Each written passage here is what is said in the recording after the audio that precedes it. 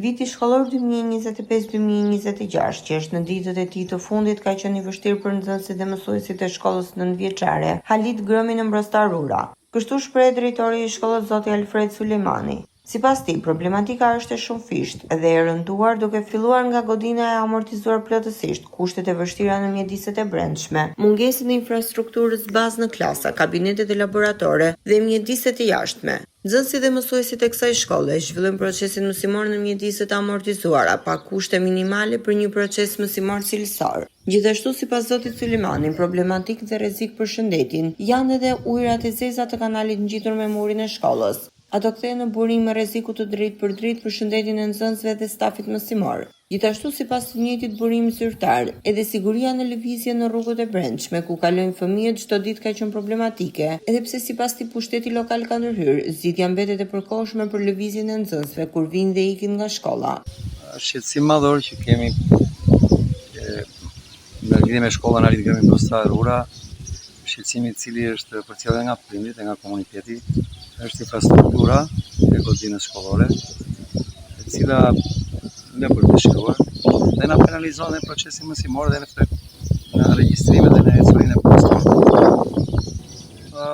Padyshim pushteti vendor, koordinim me Ministrinë e Arsimit e kanë kompetencë dhe është premtuar për rikonstruksion. Shkolla, si dhe shikoni dhe vetë, gjinele përgja për të dëshiruar. Infrastruktura dhe jashtme, terrenit të jashtëm dhe mjediset e brendshme të shkollës ka nevojë për një ndërhyrje totale, rikonstruksion të plotë. Shpresojmë që të jetë sa më e afërt dita për realizimin e kësaj gjë, që dhe fëmijët e komunitetit të Mbrostarit të arsimohen në një godinë sa më cilësore të denjë bashkëkohore, siç janë pjesa më e madhe e shkollave të bashkisë TIE. Pushteti vendor ka bërë ndërhyrjet të pjesshme, ka bërë sistemim të rrugës, pra gjenda nuk është ajo që ka qenë më parë, është asfaltuar, është me ndriçim, ka bërë dhe pengesa për uljen e shpejtësisë së mjeteve. Edhe me kanalin është bërë një ndërhyrje në fillim të vitit mësimor, po e pjesshme, pjesën hyrëse e shkollës. Ka akoma nevojë për përmirësim, edhe për një sinjalistikën rrugore, edhe për sistemim të pjesës jugore themi të kanalit, që kundërbon herë dhe është rrezik për shëndetin e nxënësve.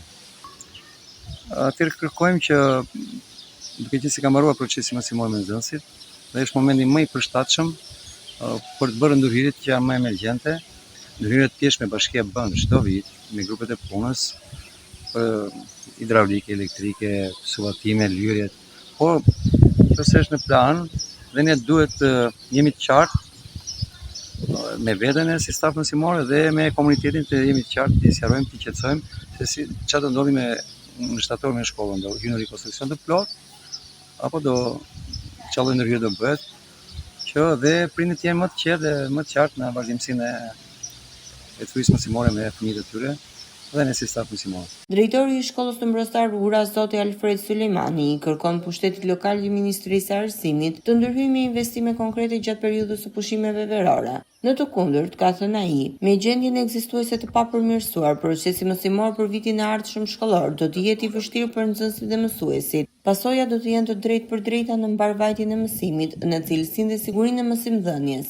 Drejtori Sulejmani bën këtë apel publik në televizionin Apollon në një kohë kur shumë shkolla në të njëjtën gjendje heshtin për shkak të presionit dhe frikës nga penalizimi. Denoncimi i hapur vjen si nevojë për domosdoshmëri pasi problematikat në shkollën nëntëvjeçare Halit Grëmi kanë arritur pikën kur nuk mund të mbulohen më.